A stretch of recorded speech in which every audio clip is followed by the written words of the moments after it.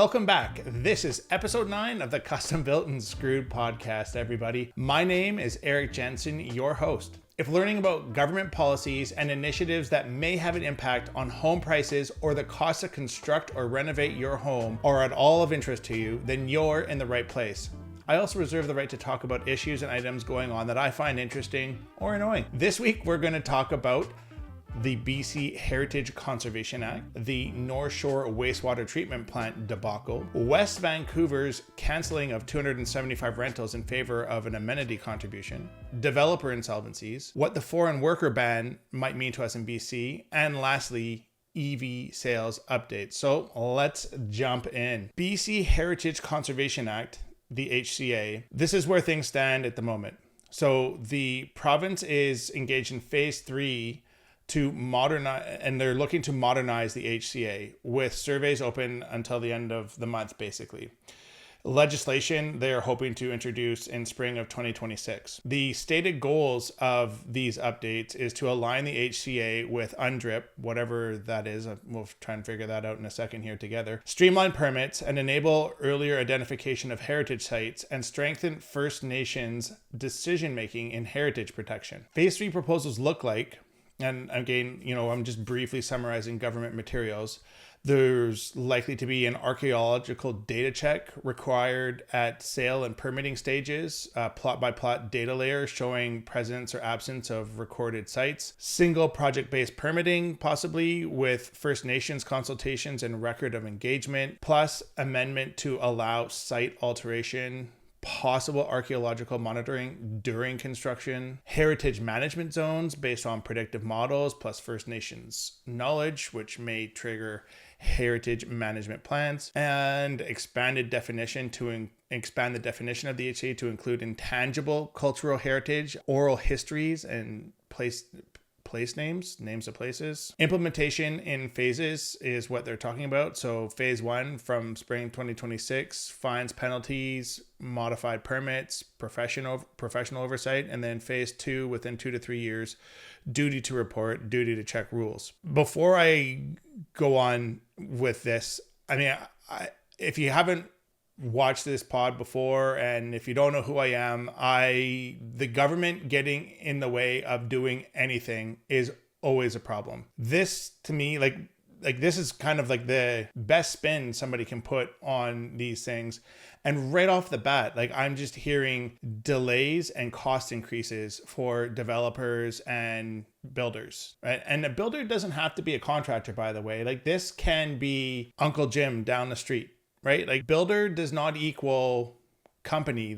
You can be an individual person and build your home. This is, maybe you hire somebody to do it for you, but you are an individual person wanting to build something. So the messaging that we're hearing from the government right now is we're quoting here, we're modernizing the HCA to better protect cultural heritage, speed up permitting.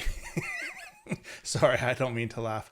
Speed up permitting and involve First Nations more meaningfully. So, okay, cool. I like the idea of speeding up permitting. I don't see how having to pour through archaeological data and or hiring archaeologists, is that right? I hope so.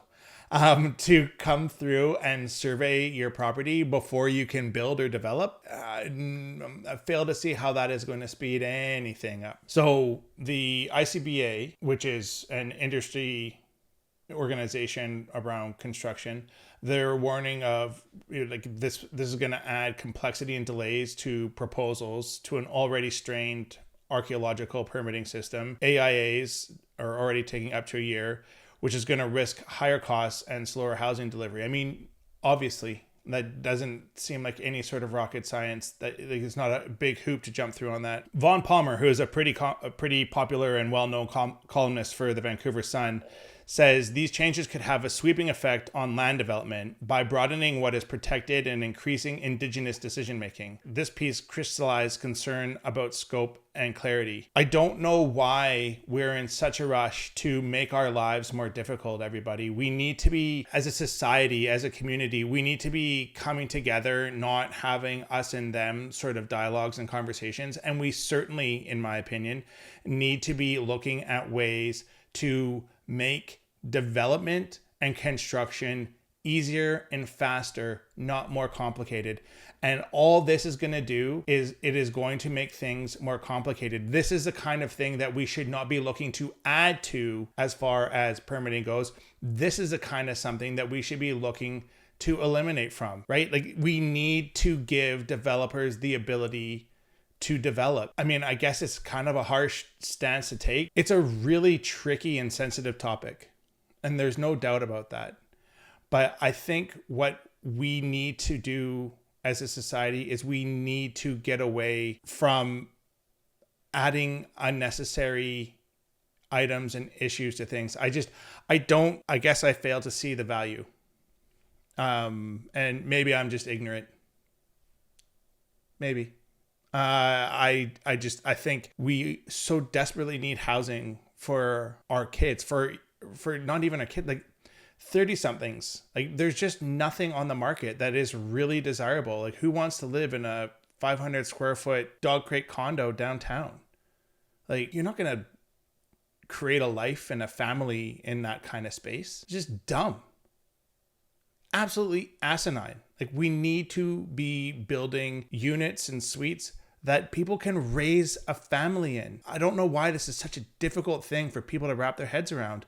And I mean, if I've said it once, I've said it 1,000 times. I know my kids, and probably your kids, if you're watching this and you've got kids, all they're going to want is a roof over their head and 4 walls. And they are not going to give a horse's patooey about what the ground they built on was, and or whether or not it's, net zero performing. They just want a home to live in. And I think we really need to revisit how complicated we want to make this process. And there is so much opportunity to make these things happen faster and more efficiently. So needless to say, my take on this is that this HCA, if anything, should be kept exactly as it is or rolled back. We definitely don't need to be improving upon it. And we definitely don't need to be giving any part of our community additional checks and balances to decide what is or isn't right or what can or can't be built on. We need to stop the madness and just allow ourselves to live. That's all I'm saying about that. All right, let's move on. Enough of that. Moving on to the the North Shore wastewater treatment plant. I mean, my God, we have gone from an original budget of around $1 billion to 3.8. There are groups that are calling for Metro Vancouver and for the province actually, to start an investigation and figure out what the heck went wrong and what is going on with this project. We've got to be at least 2 years behind schedule on this thing. And now we're knocking on $4 billion. Where's the extra $3 billion going to? Like, why do we need an extra $3 billion? That's a lot of money. The expressed, anyways, reasons why costs exploded is the original contractor is in dispute and has been terminated. So they've had to go out and rebid everything, redesigned everything, not sure why, litigation, plus pandemic shocks in terms of, cost of materials and that sort of thing going up, not buying what they're selling on that. Government and transparency. So Metro Vancouver shelved its independent review until after the lawsuit is completed, which the trial is set for March of 2027. It's a year and a half away. It was a closed door board decision, and it has sparked outrage across the North Shore, and rightfully so. Like, I feel like a lot of these bureaucrats and politicians, they just willfully spend our tax money like it's just free money. It comes from anywhere. And, I think, again, like, we need to make sure that we are talking about this. Like, when people say, oh, the government's going to pay for it, or the government's going to take care of that. You and me, whoever is watching these videos, We are the government. We are the people giving the government the funds to do what we, the people, want them to do. And do we need a new wastewater treatment plant on the North Shore? Yes. The one that we have, was not doing a great job of processing everything. And B, we've increased the population of the North Shore tremendously over the last 15 years. So yes, we need to have more bandwidth at a wastewater treatment plant. But is it justifiable to go from $1 billion to 4? I mean, come on. Where's the accountability? I talk about that a lot with my team. I love accountability. Hold me accountable for the great decisions I make. I love that accountability. I don't think anybody does like being held accountable for screwing things up. But how can you take accountability for doing something great if you're not also going to take accountability for screwing something up? Something has gone seriously sideways here, and I want to see some accountability here. Heads need to roll, not figuratively, not literally. Heads need to roll. We need to get to the bottom of where this money has gone and why this has gone up. This is out of control and totally unacceptable.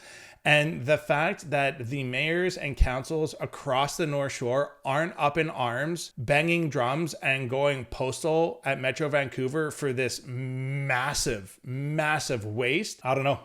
Something doesn't seem right to me. And I'd like to understand better what's going on there.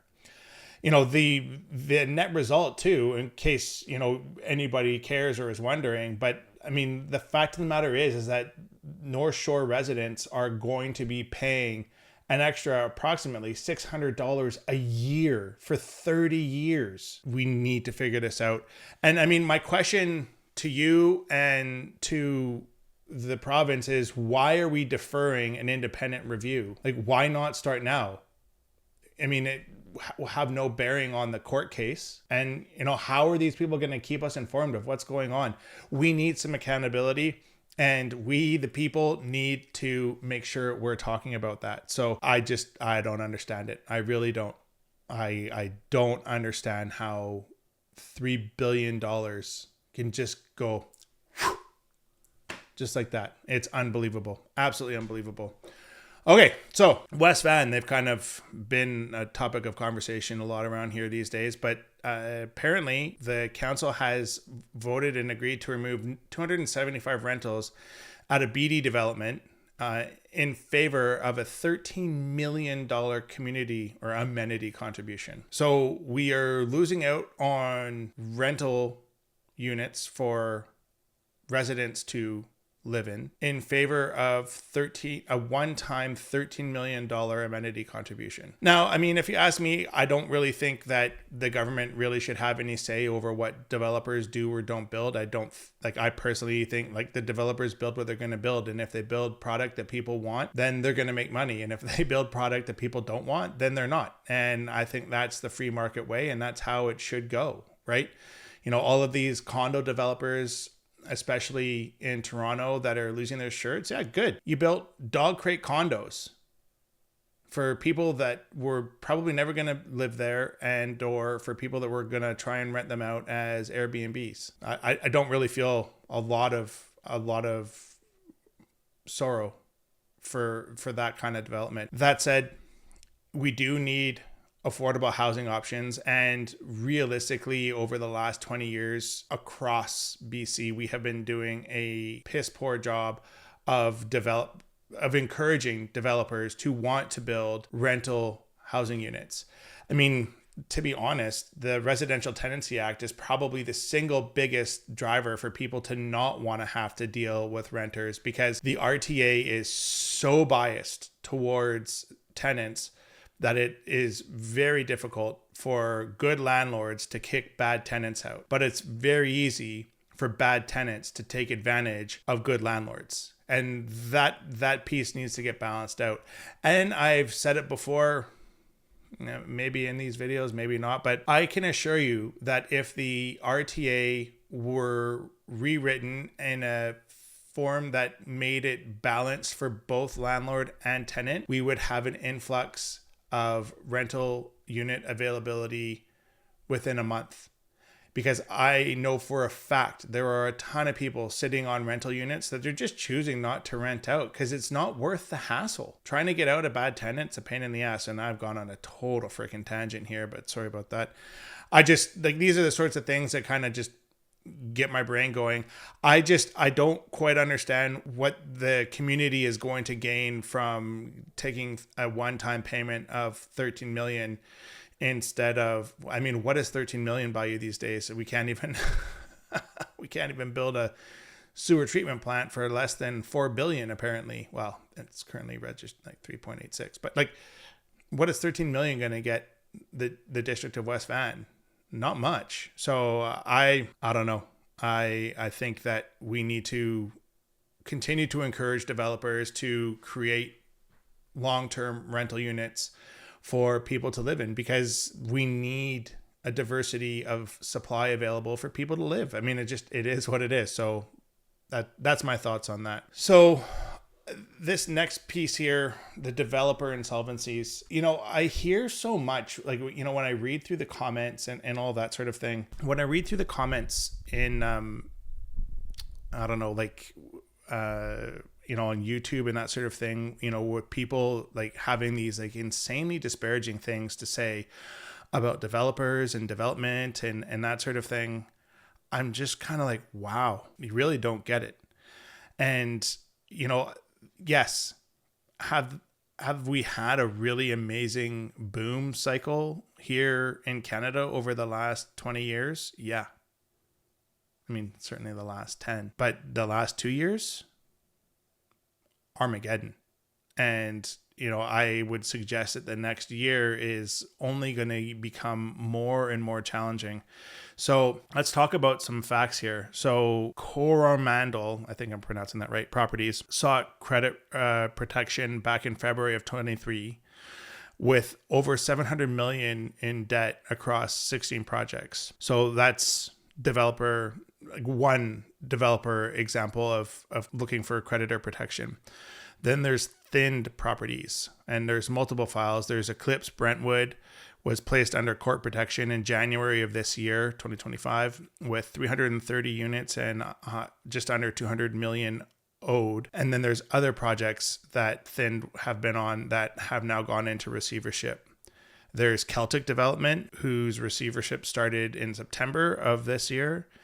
And they owe 62 million to Shape Capital. Those are just a few examples of larger value developers that are going into creditor protection or full send insolvency, right? Why is this happening? Well, interest rates have not helped at all. The cost of construction has gone through the roof, not only from a building code perspective, but just labor and materials. Inflation has caused massive issues with these sorts of things. Slower pre-sales. The foreign buyer ban has definitely caused issues with pre-sales. I would say that, with the current state of the housing market, we really don't have a lot of investor type people looking to purchase Canadian real estate, which is really hurting developers. There's a lot of units that are either not going to get built or aren't going to get finished. The reason why you should be caring about this is, there's thousands of units that are being delayed. A bunch are going to be stalled. And, there's a whole bunch of people that have potentially put deposits down for things that are supposed to be getting constructed that may or may not get all of their deposit back if the developer goes into receivership. Again, more than anything else, we need to call on our local governments to reduce developer fees and taxes. I would also like to suggest that all of those developer fees and taxes should be payable upon completion, right? Like, I don't know, maybe like once 70% of the owners have the ability to move in, not that they've moved in, but like they've got occupancy for 70% or more of the development. And yeah, I get that, like, there could be ways to skirt around that. And I'm smarter people than me can, look at ways to make these changes ironclad. But the point being is, like, let's not make the developer pay for those government fees and taxes up front, which by the way they do if you didn't already know that. Let's give them the ability to do their development and pay those fees and taxes after the fact. The reason why is so that they're not having to pay interest on those fees and taxes. I would also like to see our municipalities roll back DCCs to, the levels that they were at in the 2015, 2016 era, which of course is going to, not make them very popular with a bunch of people, because in order to do that, they're likely going to have to raise property taxes. And by doing that, then the electorate is going to get they're going to get passionate about what's going on, which is maybe a good thing, because it seems to me that our local governments are not running their operations like a business. They are not making sure that they are running as efficiently as possible. And at the end of the day, developers should not be the ones paying for property taxes. People that are living in their communities should be the ones paying for the property taxes. That's my thoughts anyways. I invite you to have some empathy towards developers and imagine yourself. I can't even really think of a good example that would really do a good job of explaining it. But these developers are having to assemble land, hold on to that land, beg on hands and knees for a building permit, part with millions of dollars in fees and permitting and whatever else, and then hope that they sell these units at the prices that they need to sell them at. It's not looking so good right now for developers. And without them, we're not going to get the housing supply we need. And without the housing supply that we need, well, we're not losing that many people. So my guess is that we're going to see housing price start to climb. Housing, not condos, Nobody wants freaking condos. Stop talking about them. Nobody wants condos. Nobody. Get over it. Townhomes, single family homes, yes. Condos, no. Nobody wants a dog crate condo, or at least very few people. Right? They just don't. Developers are our partners in our communities. We need their help. We need them building our future homes for our kids and for our kids' kids. And so we need to help them a little bit. I get that not everybody sees things the same way I do. I'm happy to hear from you in the comments. But I'm telling you, these people are real people. They're humans. And I am on calls with them once a month. And I am looking at a lot of people who are seriously considering having to lay off some or a lot of their workforce because they don't have the funds to continue to keep them employed. This is a major, major, major problem. And it could have huge knock-on effects. So let's stay tuned on that one. Let's jump to the foreign worker ban and what is going on with that.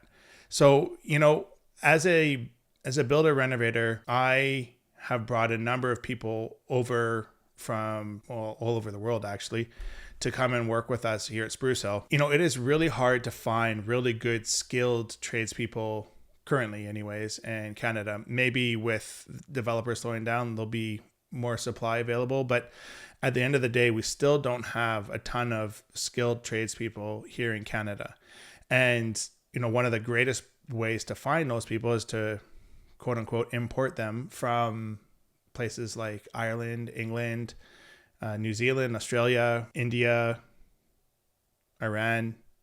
There's just a lot of people available from these areas that have skills that we need. What's happened is we have had larger, different organizations like Tim Hortons and Canadian Tire kind of abusing this foreign worker situation, hiring people and claiming that they need these foreign workers when they're really not going out to market and seeing if any of our kids or 15 to 30-year-olds want to come and work for them.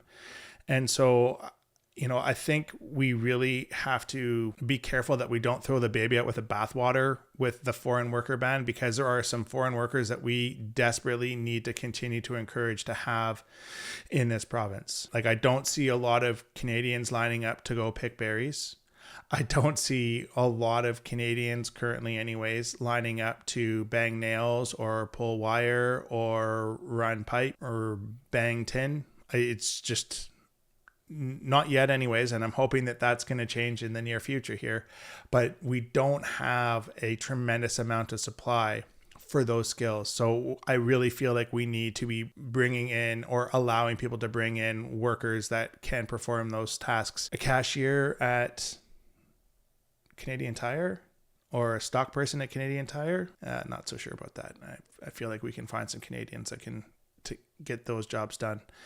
The other issue that can happen too with the foreign, when people are abusing the foreign worker side of things, is they pay significantly low wages for what they've been hired to do, and just really take advantage of some of these people. So I think rather than just doing a foreign worker ban, we really need to look at it from a business to business perspective. I don't mean to harp on Canadian Tire. I'm sure they're not the only company that has kind of bent the rules. I know Tim Hortons was doing something similar.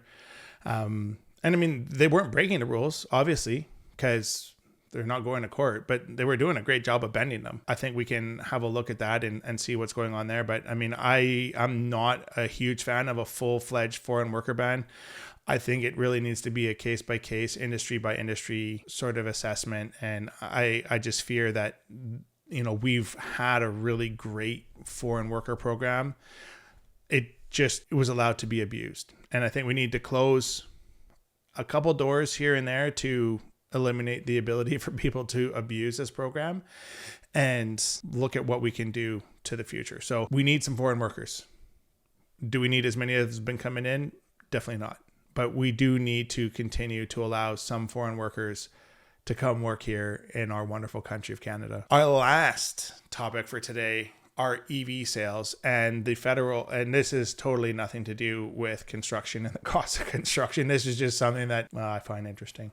So the federal government had said that we were going to need to get to 90% EV sales by 2030. BC's targets in law were 26% EVs by 2026, 90% by 2030, and 100% by 2035. The federal government was 20% by 2026, 60% by 2030, and 100% by 2035 for light duty vehicles. Light duty, not trucks and that sort of thing. First and foremost, how are we going to charge these things? Do you know?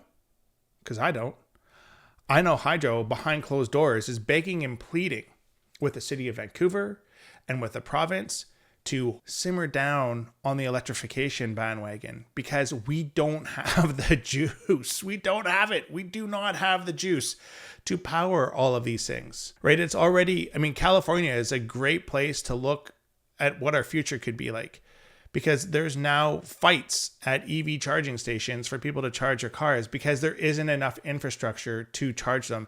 Now, here in BC, even if we had the infrastructure physically to charge the vehicles, we don't have the power. We do not generate enough electricity in this province to power and charge these vehicles. It's not rocket science. And the same thing with electrifying our homes and going to all electric, right? Like, you can't have a gas-fired furnace or gas-fired hot water tank anymore. It all has to be electric in the city of Vancouver anyways. Dudes, it's laughable.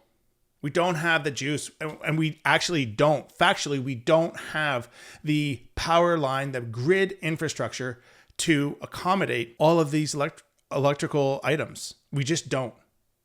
Not yet anyways. And it's going to require billions of dollars, probably tens of billions of dollars, to rewire our grid to allow for this much power. It just is. And the fact of the matter is, more than anything else, EVs are dumb in Canada. They're just dumb. Lithium ion batteries, they're not huge fans of being really hot. And I don't know if you've ever gone skiing with your phone in your jacket pocket, but the battery dies pretty quick. So when it's cold here in Canada, your car battery dies that much faster, which means you lose your ability to travel as far as you might want to. And you know what? Turns out Canada, it gets pretty cold in a lot of the places we have in this wonderful country during the winter, and it also gets pretty hot in a lot of the places in this country during the summer. So I'm sorry, but EVs are just a dumb choice to mandate us to go towards. I would love to see us work towards making our gas-powered cars even more efficient, continuing to push industry to find ways to make those motors more efficient. I mean, if you think about it, right? I mean, they're getting better and better and better, but there's still a tremendous amount of heat that gas-fired engines give off, and obviously noise. And so you're taking chemical energy and you're turning that chemical in the fuel, and you're turning that chemical energy into mechanical heat and sound energy. Well, there's a lot of energy loss there. Like, it's not going straight from chemical to mechanical. There's other factors at play that are reducing the efficiency of that vehicle. So I am sure with some innovation and great thoughts, we can get gas-powered cars to become more and more efficient. Now, if we want to maybe look at a hybrid approach, all right, I'm down with that, right? No problem. But full EV by 2035, that's 10 years away. It's just dumb. It just is dumb. And I think we have to wake up and smell the coffee, right? Like, these sorts of rules, these sorts of laws, these sorts of restrictions that we're allowing to have put upon ourselves, we're not going to have an economy. We're not going to have a country to live in. And yeah, I get that we need to be mindful and careful of the environment. I get it. 100%. But if you've ever looked to see at what goes into building a battery, you would know pretty quickly that that is not an environmentally friendly, what's the word I'm looking for, process? Yeah, I don't know. I think that we really need to revisit what we're doing there. And I really, any sort of EV mandate, I would just encourage people to, like, if you want to buy an EV, go for it. Like, no harm, no foul. But mandating it, unless, and maybe that's what's happening in the background, and I just don't know that it's happening yet, unless we're going to start building, dozens and dozens of micro nukes across the country to create good, clean energy. How are we going to power these things, people? Just think about it. 1 + 1 can't equal 3. Just doesn't work. Anyways, those are my thoughts on this week, for this week's podcast anyways. As always, I would love to hear what your thoughts are on where I'm at with things. And I know sometimes I ramble or whatever else, but I feel like there's just a lot of things to talk about and a lot of things going on out there that are going to have an impact on our ability to create amazing homes for our clients and for creating homes for our future. And I think these are the sorts of things that we need to talk about. We need to daylight them, and we need to get involved. So that's why I'm here. That's why I'm doing it. And I think I encourage you to get involved too. And I mean, hey, if you really disagree with me, cool, no problem. We can agree to disagree. I'd sure like to hear the rationale and the reasoning. And, if it's climate emergency, well, we're going to need to have a longer conversation than this moment in time is going to allow. But I think we need to get this country back to doing what we are good at, and that is utilizing our natural resources to the benefit of the entire country, working together to innovate and come up with phenomenally cool ideas and ways to do things differently. Mandating EVs, I don't think that's a good way to go. Banning foreign workers in entirety, also not a good way to go. Not caring about our developer community and kind of snubbing our nose at them and being like, ugh, they're rich pricks. Well, I've just given you today a few examples of people that are not feeling so rich right now.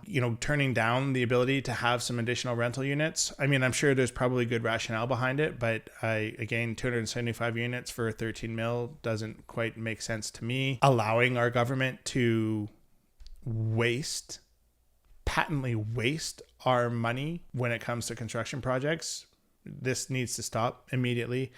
And, allowing too much government or third-party oversight or interference on construction or in construction and development at all is a step backwards, not forwards. So really would call on the province to just give up on this altogether and go back to very, very simple rules, make development easy and straightforward again. That's my ask. That's my take. What's your take? Love to hear from you in the comments. In the meantime, again, as always, stay awesome. Thanks for watching, and we'll catch you next week. Bye now.